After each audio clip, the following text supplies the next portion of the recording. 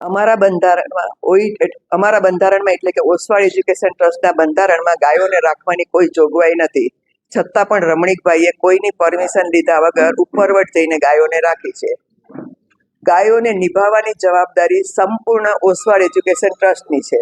પણ ગાયોમાંથી જે વસ્તુ મળે છે, ઘી, દહીં, દૂધ, છાશ, એ બધું ચાપા બેરાજા મિત્ર મંડળનું છે. એટલે કે આઉટગોઈંગ ઓસવાળ એજ્યુકેશન ટ્રસ્ટનું, ઇનકમિંગ બધું ચાપા બેરાજા ટ્રસ્ટનું. એટલે બહુ સરસ રીતે રમણીકભાઈએ વ્યવસ્થા કરી છે, જે સંપૂર્ણ રીતે ખોટી છે. બીજું, અમારી થેરેપિસ્ટને અને ડોક્ટરોને ફેક પ્રિસ્ક્રિપ્શન બનાવવાનું રમણીકભાઈ દ્વારા કહેવામાં આવે છે. એટલે ડોક્ટરે ફેક પ્રિસ્ક્રિપ્શન બનાવવાના અને થેરેપિસ્ટે ફેક થેરેપી લખવાની અંદર. હવે આ બધું લખવાથી આ લોકોએ ના પાડી, ડોક્ટરે ના પાડી, થેરેપિસ્ટે ના પાડી. એટલે એ લોકોએ કીધું કે જો તમે બેનામી નહીં લખો તો તમને કાઢી નાખવામાં આવશે. એમ કરીને અમારા એક ડોક્ટરને કાઢી નાખ્યા. આ બધું રમણીકભાઈના કહેવાથી થયું છે. પછી સગુન અત્યારે અહીંયા ભાડે આપેલી છે, એ પણ અમારે ત્યાં ઇલીગલ છે. અને પ્રફુલભાઈ છે, એમને 6 સિક્યોરિટી અત્યારે રમણીકભાઈએ બેસાડી દીધી છે. અને 6 સિક્યોરિટીને બેસાડીને પ્રફુલભાઈ શાંતિથી ચોરી કરી શકે એની સગવડ કરી આપી છે.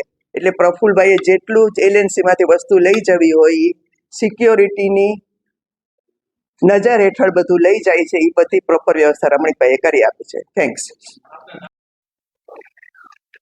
ઓસવાળ હાઇટ્સની બાબતમાં અમારે એમ કહેવું છે કે જોઈન્ટ ચેરિટી કમિશનરે કાગળમાં લખી આપ્યું છે કે એમની પાસે કલમ 36ના નીચે કોઈ પરવાનગી લેવામાં આવેલ નથી. જીઆઈડીસીએ કીધું એમની પાસે પરવાનગી લેવામાં આવેલ નથી. જીઆઈડીસીએ તો અમારો H32નો પ્લોટની સાથે કરારનામું જ રદ કરી નાખ્યું છે, જેનો મતલબ કે ગુનો બને છે. અમે તમારા માધ્યમથી પોલીસને રિક્વેસ્ટ કરે કે તમે મહેરબાની કરી FIR કરો અને આ વસ્તુનો નિવેડો લાવો. એ લોકો એમ કહે છે કે અમે ચેરિટી કમિશનરના લેટરની રાહ જોઈએ છે, પણ ચેરિટી કમિશનરે લેટર આપી દીધો છે. તેમ છતાંય અમને બહારથી એમ પણ જાણવા મળ્યું છે કે ઓસવાળ હાઇટ્સના રેઝિડન્ટ્સે રમણીકભાઈને કાગળ લખ્યો છે કે તમે જેમ કીધું અમે પોલીસમાં એ રીતનું નિવેદન આપ્યું, એ વસ્તુને હવે 1 વર્ષ થવા આવ્યું છે, મહેરબાની કરીને આ વસ્તુનો નિવેડો લાવો. અને બહારથી એમ પણ જાણવા મળ્યું છે કે રમણીકભાઈ શાહે પોતાના એટલે આપણા ટ્રસ્ટના લેટર હેડ ઉપર એમ કરી લખ્યું છે કે હું તમને બધા પૈસા પાછા આપી દઈશ ટ્રસ્ટમાંથી, અને પોતાની સિંગલ સાઇનથી, જે વસ્તુની સત્તા એમની પાસે છે જ નહીં.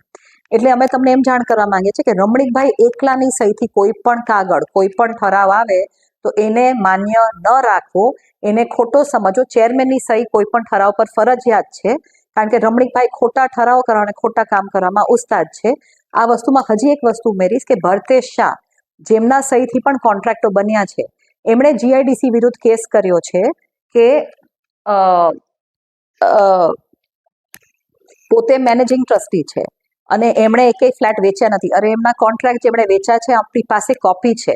અને અમને આ કેસની જાણ બારેથી ખબર પડી જ્યારે ચેરિટી કમિશનરમાંથી આપણે ઇન્ક્વાયરી કાઢી કે એના વકીલ, ઓસવાળ એજ્યુકેશન ટ્રસ્ટના વકીલ, જેમાં ભરતેશ એમ કે છે હું મેનેજિંગ ટ્રસ્ટી છું, અને નવાનગર બેંકમાં જે ઓસવાળ હાઇટ્સના ફ્લેટ્સ મોર્ટગેજ કરે છે એ એડવોકેટ કંજારિયા જ છે. તો આ બધી આવી ગેમ. અને એમના પોતાના સ્કૂલના પ્રિન્સિપલ ચિંતન શુક્લા ઓસવાળ હાઇટ્સમાં રહે છે.